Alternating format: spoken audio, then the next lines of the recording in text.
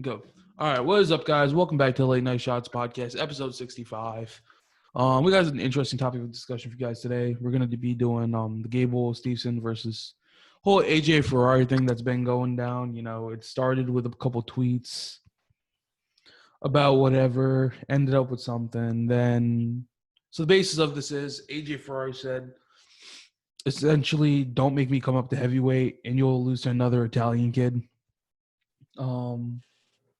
And then Gable was like, don't come up to heavyweight with that attitude. Sincerely, your new father. So it was like, all right, that goes down. Now, I've kind of been talking about it. I didn't think AJ Ferrari was going to All-American starting off the season after you lost Noah Adams because, the basis of my logic for that was Noah Adams was really overrated in my eyes, which fell through pretty damn well, not All-Americaning. But Ferrari after that, he looked to be on a hot streak. After he won Big 12, I said he might just fuck around and win it. And that's exactly what he did. At Big 12s, Noah Adams was in that bracket. Stephen Buchanan was in that bracket. Tanner Sloan was in that bracket. Sloan, in my eyes, was the best dude in that bracket, but he didn't place. But, Buchanan did place 8th. Good for him. He had a great season this year. After Ferrari put up 13 points on him, just watching that match, looking how his RETAC game played in, I could say pretty handedly he would beat Noah Adams. It wouldn't be by a lot, but he would beat him. Just looking at how that match with Buchanan played out and how Buchanan was able to open up Noah Adams in that match. I said it at Nationals. If AJ Ferrari gets past Jacob Warner in the quarters, he's my pick to win it all. I said it, just because I was thinking that there would be a chance at the beginning. Got a lot of shit from a lot of people, but I made it seem as a joke, so nobody really took it too seriously. But now that it happened, it's like, damn, he kind of handled Miles Mead. That seems like the craziest one to me. Yeah. Like he kind of bodied him. I mean, it's small though, so I'm not gonna say anything too much about that. What's kind of just interesting to me is that I feel like AJ's style is kind of again, we're seeing again, all the best matches are very, very low scoring, and having reattacks as good as AJ is, personally, it's why I thought he was going to win, right? His reattacks are really solid. He can keep the match low scoring, and whenever you keep the match low scoring and you have good reattacks, Zane Rutherford. Yeah. Now, Zane Rutherford in freestyle, because in college, obviously, Rutherford would just rack up points on people, but AJ Ferrari is, for the most part, against really high-level opponents, winning low-scoring matches, and he does that because everything he does is very high percentage. Yeah. You're going to have guys who are very good at low percentage, high-risk, flashy, good-looking shit, but then you got like Anthony Valencia. And, somebody said that Spencer Lee's season was better than Zane Rutherford that one year. Not even close. I got to disagree with that heavily. Not even fucking close. That shit pissed me off. I'm sorry. I like Iowa, but some of you guys are just different. It pisses me off. No, like the ones that are chill about it, you're like whatever, but bandwagon fans come out of nowhere. Have you guys were Penn State fans in 2019? Now you're just Iowa fans. But I necessarily don't really care too much. I'll go for Penn State and RU. Iowa won this year. People want to make that argument that they clinched it before the finals, but they barely clinched it before the finals, and they only won one match in the finals. So they didn't win by that much. They got to. It's got to be that they do just a shitty job at peaking. That's what it's got to be. Yeah, I don't know. Or I don't know how. Not doing as good a job as it's like Penn State. If Suriano was still here, you have to assume he would have beaten Lee at 125 if Lee wrestled like that against Brandon Courtney. And that just goes to say because he had 2 torn ACLs. He's the one guy I'll give a pass. But Kemmerer tanked. As a Penn State fan, I said Kemmerer was on another level. Either I don't know. I physically cannot tell you how that happened. Starachi low-key just muscled that double on him, and he got it. Nick Lee, I said it was going to be Jaden Ironman. That was going to be a close match either way. Lee, it just came down to conditioning on that one. For an Ironman was gassed. That's all that really is. I wasn't too surprised about that. I know both of us picked Dayton Fix. I'm never picking against RBY again. Neither am I. The level of improvement this dude has made, you consider because he beat DeSanto, you kind of have to assume that I thought Fix was kind of going to handle DeSanto more than he actually did. But again, Fix is a guy. Keeping a close match with Fix and actually scoring on Dayton Fix are two completely different things. Yes. Unless Nick Suriano comes back next year at 133, my pick is RBY again. And by more than this year. Where the hell is Nick Suriano? What, he competed at Mateo Pelicone? He's already qualified for trials. He doesn't care. He's qualified through all these events. Has the U.S. even qualified 65 yet? I don't think so. Yeah, I was hearing that. I'm not sure if they were just tripping in the comment section. Because if they didn't qualify 65, that is a big problem. Because if Yanni does somehow get past Zane, he matches up the best internationally with everybody. I don't think he's going to win gold, but he could definitely get on the Olympic podium. Yeah. I was talking about in the last episode with my boy Paul, huge Cornell fan. He was talking about, again, Yanni versus Nick Lee. He said Nick Lee may be the one guy in a folk style match he might be scared of. And that's just because he presents a lot of problems there. And I know people were talking about the Yanni Hodge thing because, again. Wait, what does Yanni have to do with the Hodge right now? No, if the Cornell was still here. Oh. Yeah. And again, it always plays the fact that Yanni's never been a huge bonus point guy in folk style. Yeah, no, not really. Yeah, and that's very interesting to me. He always has the most entertaining matches, but he never seems to rack up points. That's mainly because he never really goes big on any top offense. I think and I wouldn't know because I've never wrestled him. It's just Yanni, he's so cerebral.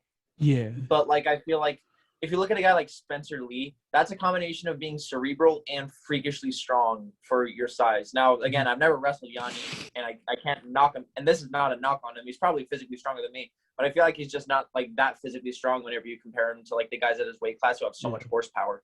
Yeah, you have to compare him to Jaden Ironman, right? And then if you look at a guy like Nick Lee, right, it comes down to one of the most cerebral wrestlers, two of the best cerebral wrestlers, honestly, in the whole NCAA. I don't think anybody would argue that. Maybe you have some other guys, but Yanni is a cerebral wrestler. Nick Lee is a game planner, right? Yeah. And if Yanni was there, you'd have to assume that Jaden Ironman and Nick Lee are going to be 2 and 3 seeds. Yeah. And then Rivera would be Tariq Wilson 4. I'll say Tariq was not pinned, but it is what it is. Yeah. I don't want to be like this because I know I've talked a lot of shit to Iowa. I don't really care, but I would have loved to see Jaden Ironman get pinned in the cradle. Nonetheless, it low-key pisses me off because I remember guys were talking so much shit when I picked Nick Lee over Jaden Ironman, but what's the dude's name? Fanco Wrestling, Josiah? I believe. If you watch his latest video, he was going off about how Penn State coming in next year. Big thing I want to talk about. Griffith maybe in the transfer portal at Stanford. I mean, he is in the transfer portal. Stanford doesn't reinstate the program because I doubt he's just going to give up wrestling. One of the biggest landing spots is Penn State. You think he ends up there? I hope he does. I mean, I'm not against it. I wouldn't be mad if he comes back home to New Jersey, like Rutgers or Princeton. Princeton seems like a good option. I'm not exactly sure what his major is because I just haven't looked up too much into that. But I would not be mad if he goes to Rutgers or something. Rutgers would probably be a good choice considering Princeton has is it Quincy? That's a Princeton. Kenny's Quincy's at 57. Oh, Quincy went. Yeah, and Kenny Russell's. Kennedy Russell's at okay. And Kenny's the dad. Yeah, Kenny's the dad. Yeah, because I've just been thinking about this for the past couple of days. Either Facundo's gonna wait a long time until someone moves up, or Facundo's gonna wrestle 65 for Penn. Mm-hmm. So if Shane went to Penn State, I don't know what the whole situation. I guess he would redshirt. Has Facundo graduated yet? I think he has. Yeah. Is Facundo older than me? Did Facundo qualify for the trials? I haven't seen that anywhere. Okay. You see, the thing I'm gonna say here is right. If Shane goes there, 65. Jolie went 0-2 in nationals. I'm pretty sure they're gonna give him the spot over Jolie. right? Storaci at 74, Brooks at 84, Beard at 97, and Kirk at heavyweight. That's like a forming murderer's row. Yeah. I Griffith at 57. I doubt it. I don't think he can make it. He's tall. Yeah, no, I know. He was wrestled 160 in high school senior year. Was he a junior now? It's a very interesting thing to think about because Facundo 57 possibly. Because what's his name? Garrett Nijenhouse from Purdue wrestled 182 in high school and he's 65 now. He beat John Poznansky in high school 8-4 at 182 and he cut down to 65. Griffin Perry won a state title at 160 and 149 as a senior. Like, it's possible. I doubt it.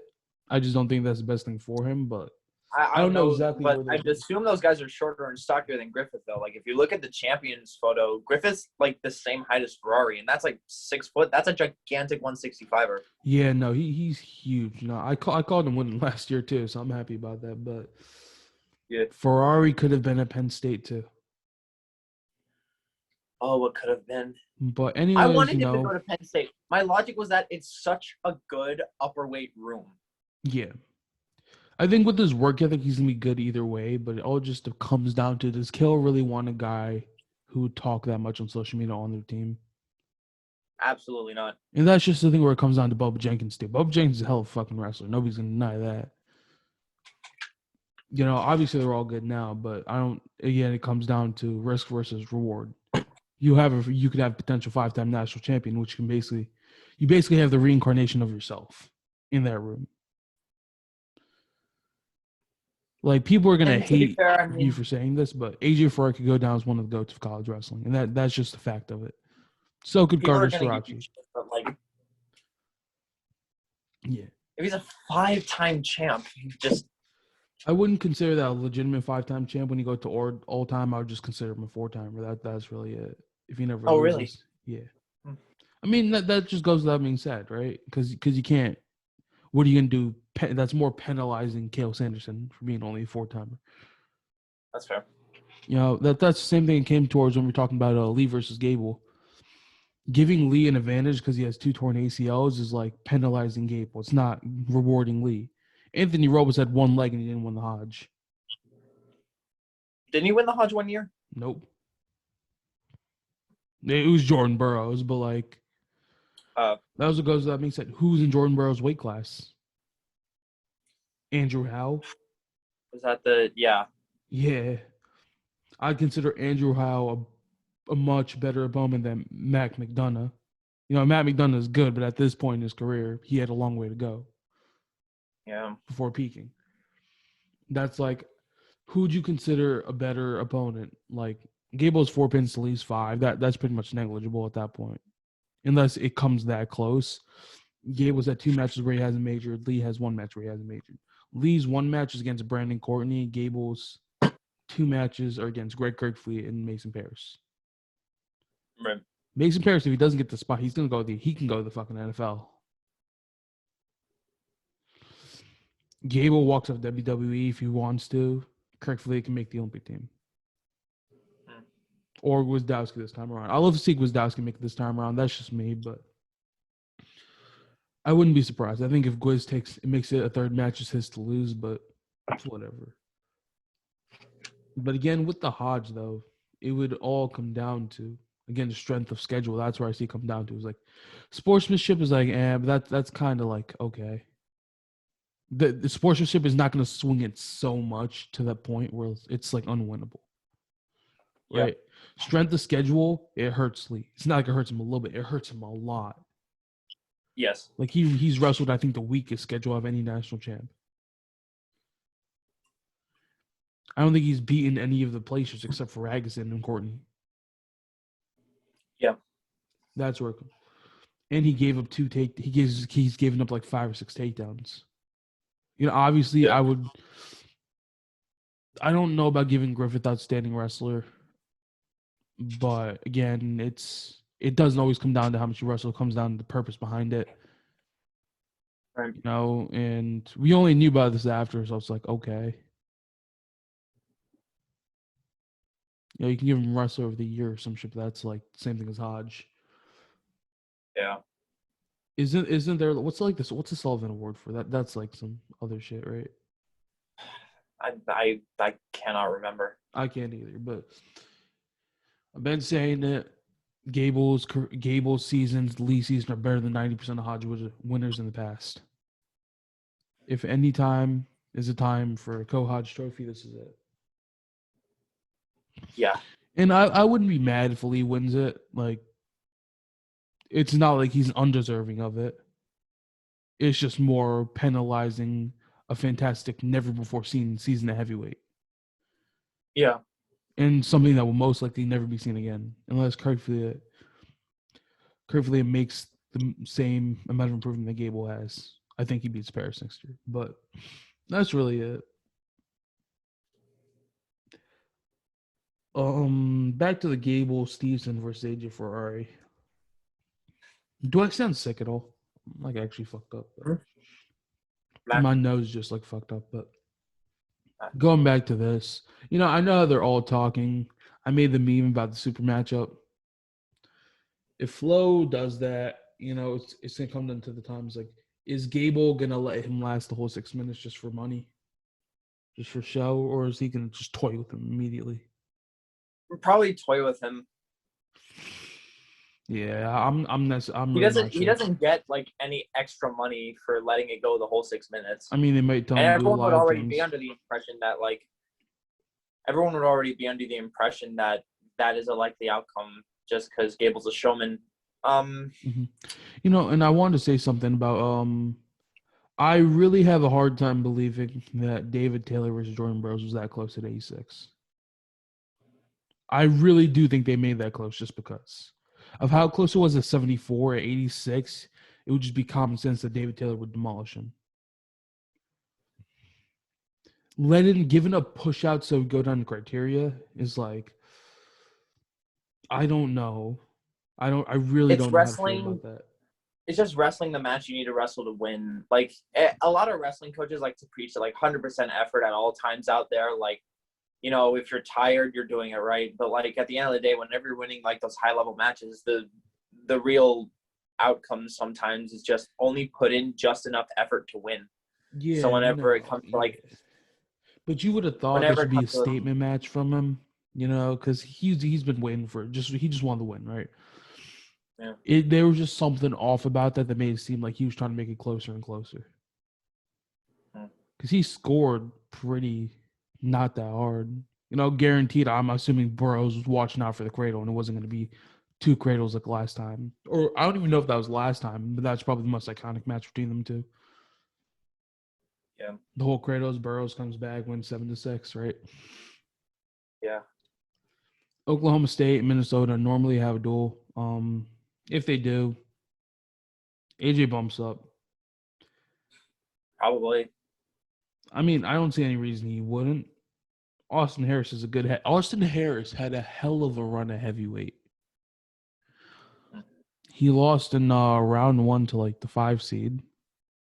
Won the round 1 wrestle back. Beat Matt Stencil 7-4.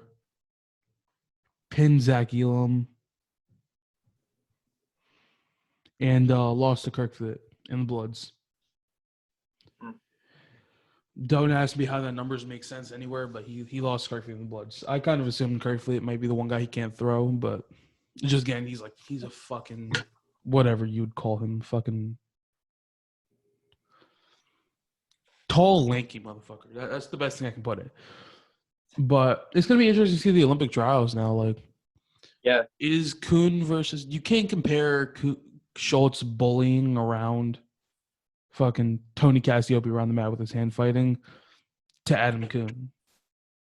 No. And that's where it becomes, because Schultz looks so dominant with his hand fighting, and it's impossible for me to just look over that. He's not the best scorer. The match with him and Kerfley was insane. 14-8.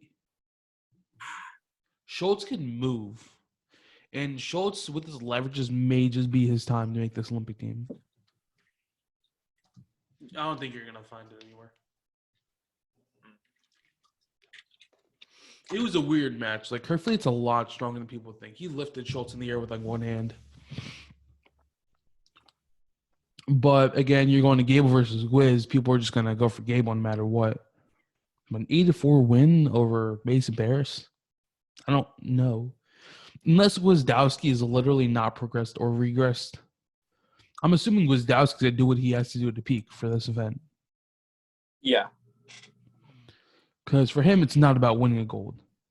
Because that just seems out of realistic ability for him at this point. But if he makes the team, he's an Olympian. That's and then he can bow out on a high note after this. He's like what? He's like 29 after this. Heavyweights don't I last believe long so. in this sport, so I mean that's what it is. Yeah. Steve Mako, Tervel Lognev, and Nick Wisdowski. And if Gable doesn't make it this year, he just might be done with wrestling. You never know.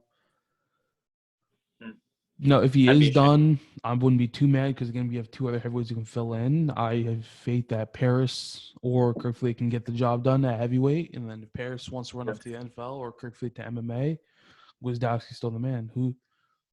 If that were to happen, actually, who's there left to fill in?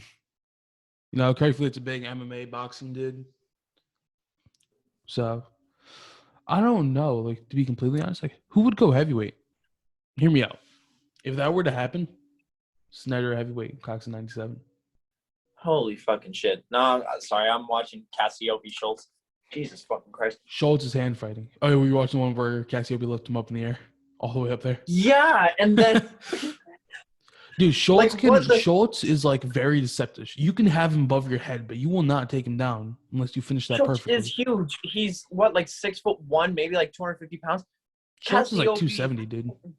Cassiopei's cutting heavyweight now. Cassiope dwarfs him. What the? Yeah, no, Cassiope got big. Yeah, he's gigantic. Like what the fuck? Dude, Tate Orndorff may be qualified for Greco. In Greco, though, you have to assume Schultz would body. Schultz was bodying him with hand fighting, though. That's the crazy part in that match. He was moving Tony around. That hurts too. I mean, it's from, I don't know. I'm always big on Tate Orndorff just because he's from Washington and like he may we're be definitely qualified for way Greco, stronger at Greco than any other style. But again, that's a generational specimen in Kuhn, and that's a generational talent in Schultz. Yeah. It's last time they wrestled, size and strength won the match and technique lost. This time it may just be a different story. Yeah. Obviously Greco's thing where size has direct correlation. Yeah.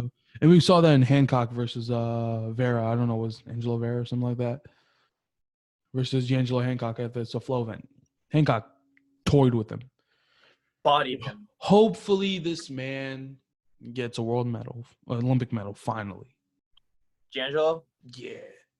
Dude, he's been on the scene way too long, beating way too good of guys and just not peaking at the right time. Like, hopefully, I've said it. The whole Colton Schultz theory. I go with this one last time, right? Colton Schultz was born on the day that Rulon Gardner beat Alexander Karelin, right? Right. Rulon Gardner, farm boy from Wyoming. We all know the story. Wasn't projected to make the Olympic team. Did it. Wasn't projected to make your run to the finals. Did it. Expected to be a possession bout. Pulled it out, right? Yep. Colton Schultz not expected to make the Olympic team. Random, yeah, sure. What if he's a farm boy from Colorado? Sure. But anyways, makes the team. Was not supposed to make the finals. Makes the finals. Beats Rizek Alp. Not supposed to be. Fuck no, he's not supposed to be Lopez. What if he does that? Granted, I'm a little bit ahead of myself here because he literally has wrestled some of the closest Greco matches. I mean, granted, Greco matches are normally close with high level, especially a heavyweight, right? Yeah. Just because everybody's so good at hand fighting, it's hard to get guys out of position. He's almost lost a few times, and there's no even like saying that he even makes it to the trials finals. Right. That's where that comes into play. Robbie Smith is done wrestling, I'm assuming, right? I believe so. I think he's just coaching and working with Beat the Streets. Yeah, that sucks.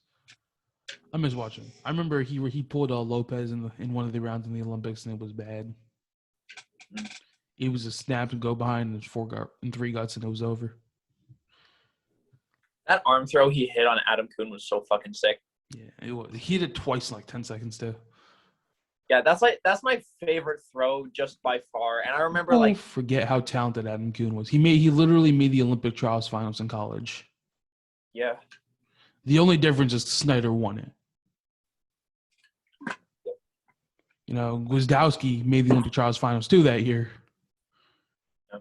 Lost, like, people really forget how talented this field is. And you have to assume, even in this field, Gable may just win it. And Schultz probably makes the finals. Kirk for the I wouldn't be surprised if he beats Gable in freestyle. Again, freestyle looks like a lot more of his strong suit, but I really wouldn't be surprised if he beats Paris there either. Because Paris has looked to not be able to hit the dump as much on higher level opponents. Because like everybody's, except for Tony. Because I don't know what the fuck this dude's ever doing when he's wrestling Paris. It just looks like he never wrestles to his ability. You know, like, no knock on Paris, but I don't know how Tony Casio, like a wrestler that good, should definitely be able to stop that dump. Like if you get you an outside shots, that's one thing, right? You're bigger and you're slower than him. He went right through you twice, and it's just like it's because Cassiope doesn't wrestle very laterally. Yeah, no, I figured that out, but like you would think like he wouldn't get pinned in that move like that quick. You know, you think he would have learned from the first time, but because again, like a guy like Hilger is not on the level of them two. A guy like Hilger got majored by Cassiope 8-0, but he always tends to hold a close match with Mason Paris. Again, Hilger's probably one of the more technically sound heavyweights. He just doesn't have the physical. He's just not there wrestling wise yet. Because again, people was like, "Oh, Mason Paris is a majority football player." So is Trent Hilger. Yeah. You know, Cassiope was bred to be a wrestler. Kerfley was bred to be a wrestler. Gable was bred to be a wrestler. Mason Paris is playing catch up at this point. Whether he can do it or not, that's where it depends. Which is just plain impressive. Yeah, it really is. That good. Like coming out of high school, it was like, oh, is he going to play football or is he going to? He was just a genetic talent. He could have honestly done whatever sport he wanted to, you know, whether it be football. He would have excelled at anything. And like, it's crazy because he was so good at track and field too. And like, you look at him and he's like, oh, he's a thrower, right? No, he ran the goddamn hurdles. Yeah, people come to that realization all the time just because he's a heavyweight, he's slow. But you put Kerfley a healthy curve, not a torn ACL, obviously, but you put him against, I don't want to say Roman Bravo. You put him against Roman Bravo Young, it's a lot closer than you would think. Just a full sprint. It just looks like RBY's move a lot faster because his stride's smaller. Yep. You know, how much does Usain Bolt weigh? 227, I think was the last recorded thing at his Olympics. Some around 220, 230, or maybe 200. He's 6'5", though. Right? And he's out there moving. How fast, how big are these running backs in the NFL? Like 220, 230? Upwards of like 250, 260. Usain Bolt weighs 207 pounds. 207, not 227. Yeah, but you also... Yeah, and I doubt he'll be heavier. I mean, now he's probably heavier. He's just done competing. Yeah. He's probably living good. But, yeah, like saying like Gable right now is what, 265? Right? If Gable wanted to get in like track form, he could just lose 15 pounds just like that. Because that 15 pounds isn't straight muscle. He would have abs. But again, we've also been over... He could be a thrower now. I mean, I doubt it. I think Gable could still run the 100 if he really wanted to. Not at like a 10-second, but like I'd say I'll give him like 11-2, something like that. Then maybe pushing it, but if you give him some training on the start and everything, his level of explosiveness is... A guy like AJ Ferrari is obviously going to have a better start, right? Because he's so explosive from a position that you're not meant to be explosive out of, which is just off your knees. Yeah. You know, and that just goes to me. Like, people hate it, but that's like a Jordan Burroughs. I was just about to say that. People like that comparison seems outrageous, but it's like really not. Like he's moving just as quick, but with a lot more power. And that's actually insane because you never know. He's qualified for the trials now. And he's going 97. That's more of a natural weight. This cut hurt him. That's not a healthy AJ Ferrari. That's a sucked out AJ Ferrari. And he just dominated one national title. I don't know if he can be Kyle Snyder, but like at this point, like I would not count anything out. One Jaden double Cox. goes right to the back. I have it. I Cox versus Snyder's be close to either way. Again, Jaden's Cox, his defense is irrelevant off a blast double. That's fair. That's what Kyle Snyder's been so good against Jaden Cox. Colin Moore, I think, is still going to be the biggest sleeper in my opinion. He's just been dominating on the world scene, just completely overlooked.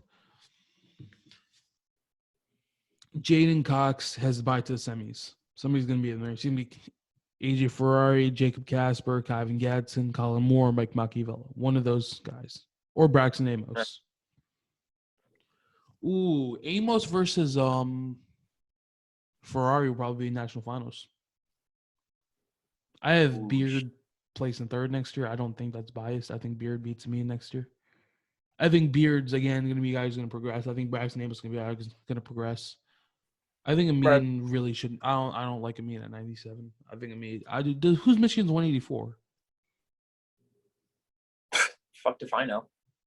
Dude, I think Amin could have won 184. That's what pisses me off right here. Like, obviously, I wanted Brooks to win, but like Amin could have won 184. So wait, what's the situation at Michigan next year then? Is Brookie just going to wrestle? No, he's not going to wrestle heavyweight. He may. If Paris wants to use the red shirt.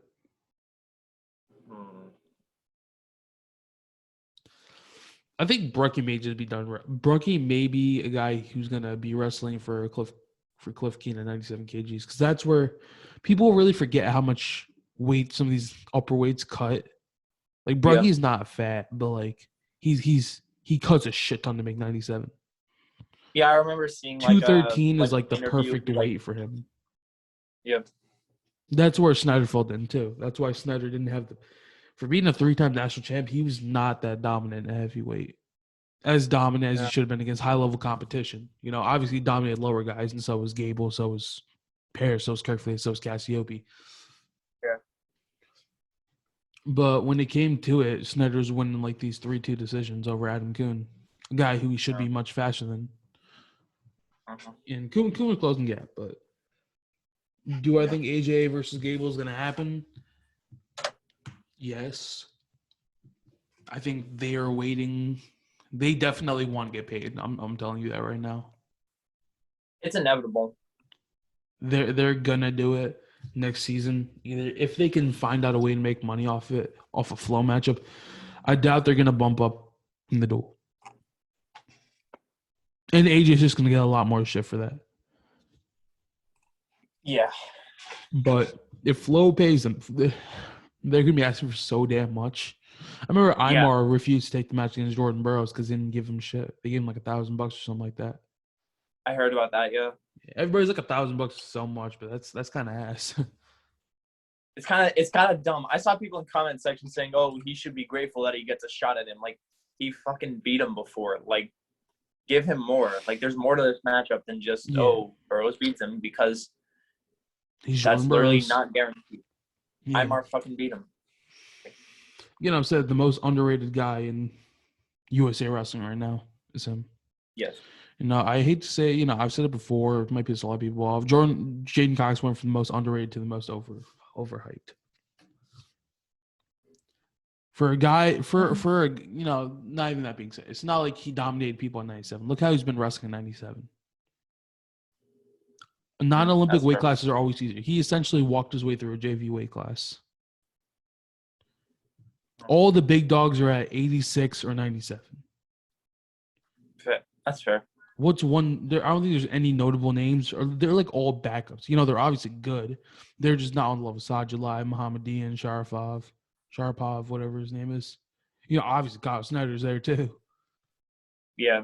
Hope that's gonna be the best matchup of the Olympics if it happens. Snyder versus Sajulai again, 2 gold medalists going at it. It's always been hyped up. Yeah. And it just comes down to, it's like, there's literally nobody that's a lock for this Olympic team. Biggest lock looks to be David Taylor. Yeah. And he had 6-2 win over Gabe Dean. And Gabe Dean's not even qualified for the trials yet. He has to qualify last chance. If that doesn't happen, he's done. Like, I think Mark Hall's going to be a last chance qualifier too. Oh, yeah. Oh, I think Nick Neville is qualified for trials at heavyweight. He qualified through Hmm. Last Chance in 2020. Hopefully that carries over. But those are again round of 16 guys. It's weird. I don't Yeah. think anybody gets about this thing. I think Gwiz is just sitting in the top half. Yeah. And that's what scares me about this matchup is Gable has to run through the entire break. He doesn't get a bye anywhere. He's not a world medalist. Hmm. Gwiz is game planning for Gable. Gable's not going to be 100% when he comes through that bracket. Gwiz is. Gwiz is peaked. He's ready. He's game planning. He's 100%. Right. The smallest thing that goes wrong with Gable, it might just be over right there. I'm like, I'll be honest, I wouldn't be surprised if Gwiz takes the two matches to none. And that's what scares me about that. Like, I think either one of them can go claim a bronze. Right. Gable looks to be the only one to have an ability to even possibly claim a silver or gold. Yeah. But yeah, it's like there's really nothing even going on the scene anymore. It's just like, wow. Yeah. AJ Ferrari versus Braxton Amos. Think about it. Like, if I don't know how to feel about this matchup. Ferrari's power, speed, and toughness. Amos's brains. Yes. They've both worked out pretty damn well up to this point for them. Yeah, the problem that always like a good like double guy presents is that like it's hard to be cerebral about that just because if anyone has figured that out, it's Frank Treviso. Again, Chamizo is also just an athletic freak. But Amos is so good at just like not letting you shoot, not letting you set up shots. Yeah. That it literally looks like guys aren't trying against him in high school because he shuts you down so well by tying up wrists. Just getting you the slice bit out of position to where if you take a shot, it's going to be easily his points. Yes. The only guy I've seen score him consistently is this one match against Greg Kirkley. It was like 9-12, and Kirk lost. Right. Again, this was back when Kirk was like a 95. It was a while ago, but yeah, you never know. 2024, when Snyder and Cox are older, Kirkley could very well be the guy at that weight class. Right. Because again, these are guys who are bred to be at that level. You know, obviously, we've been known since a young age those guys are going to be the next star. Schultz is going to be a star coming up here. That's a guy who came up. He was like a 106 in middle school. Yeah, that's probably not that. That's probably not that small now I think about it. But they were magic. He's wrestled Aaron Brooks. He's wrestled Yanni. He's wrestled Zahid Valencia. Coming up through this, it's very weird. And then because people forget that Schultz was like a lean 195. Yeah. And like he put on the weight for a reason. Like he put on the weight because he wanted to be in heavyweight Greco. Yeah. You know, if Schultz can get this done,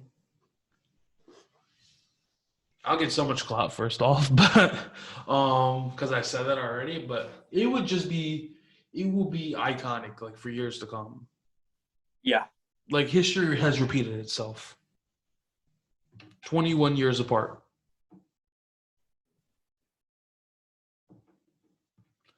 There's just something about that number. I don't know what it is, but did we even talk about Ferrari versus Gable that much? There's really nothing to talk about, though.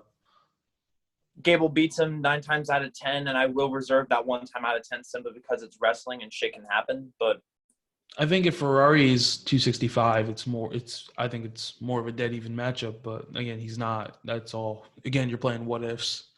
Ferrari could hold the max of 235, 240 on his rim before he starts to get sluggish.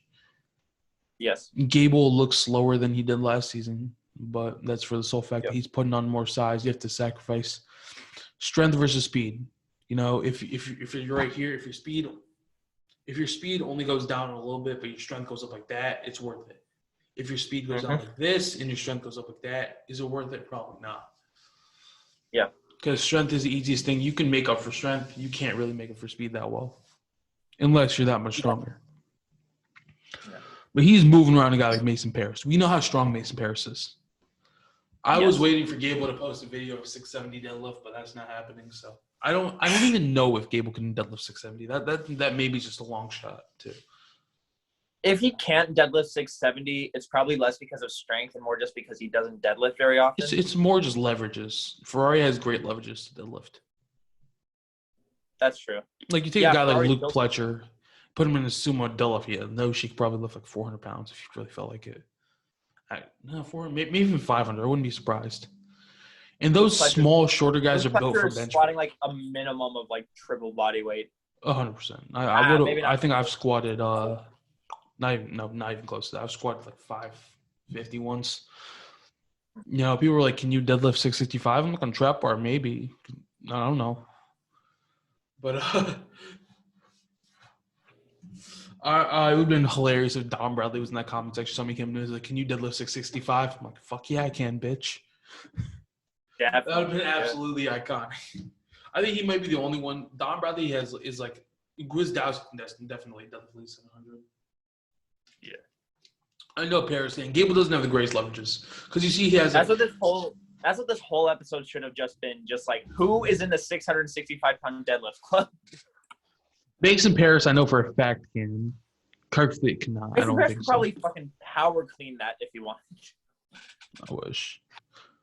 Dude, what's the world's heaviest power clean? Like 570 pounds or something like that, I think. Lasha Talikasic. Let me look up Lasha. Yeah, Lasha probably. What's his max clean and jerk?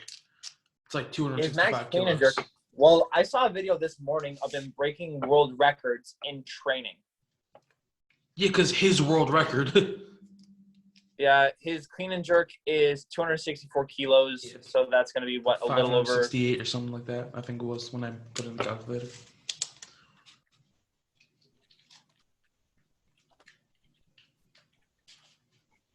$580. And then his snatch is 220 kilos, which, listen... They haven't went up, but he's obviously about, peaking. Like, a deadlift all you want. In my mind, this is the strongest dude on the planet. Oh, 100%. Functional strength-wise, he's the strongest dude on the planet. He's putting 500 pounds over his fucking head. Like, and you have to consider he has to move it there with speed also. Yeah. And that's the epitome of strength. I don't like these. That's more impressive than deadlifting 1,000. 1,000 pounds to 1,000 pounds. You can compare the Hafthor Bjornsson. They're the strongest in their own field. There's no real way to measure that. Because, again, those guys aren't natural. He's 6'9", 440 pounds, deadlifts 1,100 pounds, right? Yep. Right. I don't think not being natural can really be used against him in this case because it's legal within the sport. They're going to do it. Then you have powerlifting where you have guys like Julius Maddox who benches like 780 pounds, looking for 800-pound raw bench. And Kaylor Williams like the deadlift project, or Yuri Belkin, that's what it is. Like a 970-pound deadlift, but he's built perfectly for it. Kaylor Williams, Dr. Deadlift. Kyler Williams, too. Yeah. I think Yuri Belkin edges out Kaylor Williams a little bit, but Williams beats a 220, like almost a 500-pound bench. But with them, it's more about technique, right? Strongmen, obviously technique, but it's more just pure brute strength than it would be in other sports.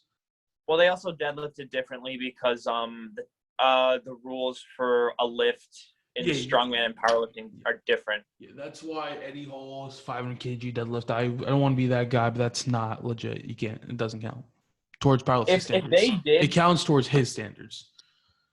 Again, powerlifters don't train the hitch. That's the reason. Because you could have 10 pounds Kaylor Williams deadlift, he wouldn't be able to hitch it up. For the sole fact that when you're moving that much weight and it's going up and down, it's going to cause you to snap that momentum really quick. Again, Kaylor Williams a freak. You know how he rips the bar off the ground. He doesn't pull the bar off the ground. Like they tell you not to jerk the bar off the ground. He does it. He does it very fucking well at that. You see like the little low to the hips at the end when he lifts. Well, I don't know. Because he pulls the slack out very quickly. No, he pulls the slack out and he has his arms set, and he just shoots his hips to get the most power possible.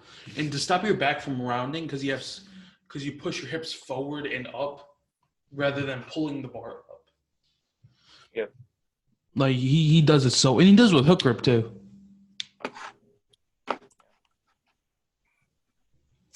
But yeah, I don't. Is there anything else left to say about this? I don't even know what we're going off about. But What the hell are you gonna title this? Just miscellaneous bullshit. I don't know.